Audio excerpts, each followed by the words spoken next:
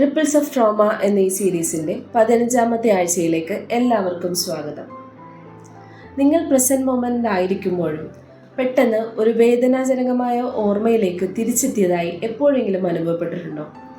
ഇതാണ് ഫ്ലാഷ് ബാക്കുകൾ. ഈ ഫ്ലാഷ് ബാക്കുകളെ എങ്ങനെ നേരിടാം എന്നതിനെക്കുറിച്ചാണ് നമ്മൾ ഇന്ന് മനസ്സിലാക്കാൻ ശ്രമിക്കുന്നത്. ഫ്ലാഷ് ബാക്കുകൾ അപ്രതീക്ഷിതമായി സംഭവിക്കാം. നിങ്ങളൊരു ആഘാതകരമായ സംഭവത്തെ പുനഃസ്ഥാപിക്കുന്നതായി നിങ്ങൾക്ക് തോന്നും. എന്നാൽ ഈ നിമിഷങ്ങൾ നിയന്ത്രിക്കുന്നതിനും നിങ്ങളുടെ നിയന്ത്രണബോധം വീണ്ടെടുക്കുന്നതിനും ഉപയോഗിക്കാവുന്ന മാർഗങ്ങൾ ഉണ്ട് എന്നതാണ് യാഥാർത്ഥ്യം. ഫ്ലാഷ് ബാക്കുകളിൽ നിന്ന് നിങ്ങളെ പ്രസന്റ് മൊമെന്റിലേക്ക് തിരിച്ചു കൊണ്ടുവരുന്നതിന് സഹായിക്കുന്ന ഒരു മാർഗമാണ് ഡീപ് ബ്രീതിങ്.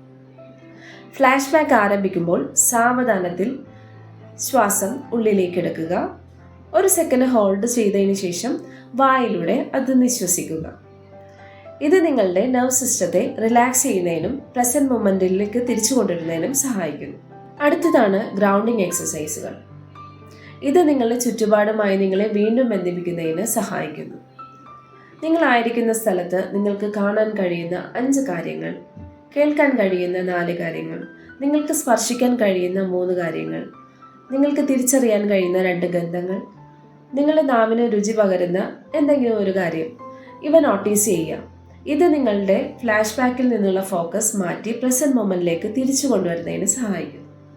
മിനുസമുള്ള ഒരു തുണിക്കഷ്ണമോ പാറക്കഷ്ണമോ മുതലായ ടെക്സ്ചറുള്ള എന്തെങ്കിലും സാധനങ്ങൾ സ്പർശിക്കുന്നത് അവയുടെ ഭാരം, ഘടന, താപനില മുതലായ സംവേദനങ്ങളിൽ ശ്രദ്ധ കേന്ദ്രീകരിക്കുകയും ചെയ്യുന്നത് നമ്മെ പ്രസന്റ് മൊമെന്റിലേക്ക് തിരിച്ചു കൊണ്ടുവരുന്നതിന് സഹായിക്കുന്നു.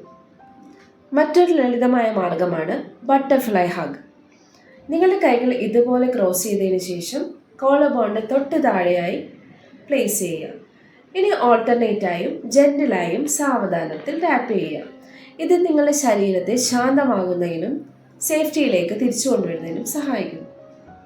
ഫ്ലാഷ് ബാക്കുകൾ പലപ്പോഴും ഭയപ്പെടുത്തുന്നതായി തോന്നിയേക്കാം. എന്നാൽ ഓർക്കുക, ഇവ ഓർമ്മകൾ മാത്രമാണ്. നിങ്ങൾ പ്രസന്റ് മൊമെന്റിൽ സുരക്ഷിതരാണ്.